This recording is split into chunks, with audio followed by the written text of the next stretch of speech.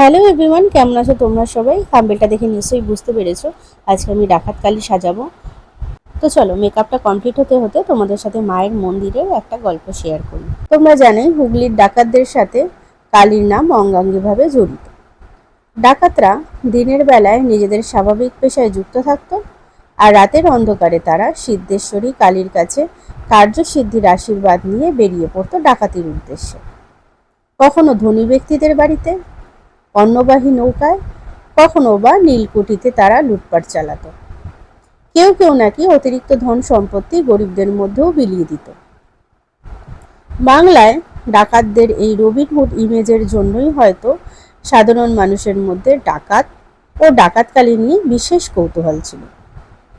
হুগলির ডাকাতরা মূলত জলপথেই যাতায়াত করত বলেই হয়তো হুগলি নদীর তীরবর্তী জলাকীর্ণ জায়গাগুলোই ছিল তাদের গোপন আস্তানা। আর এই সব অঞ্চলেই তৈরি হয়েছিল ডাকাতকালীর মন্দিরগুলো। ডাকাতকালীর প্রসঙ্গ আসলে স্বাভাবিকভাবেই নরবলির কথাও চলেই আসে। সেকালে শাক্ত উপাসনায় নরবলির প্রথা ছিল। তো বন্ধুরা, তোমাদের কেমন লাগলো ডাকাতকালীর এই কাহিনীটি? ভালো লাগলে কমেন্ট বক্সে আমাকে অবশ্যই জানাও। বা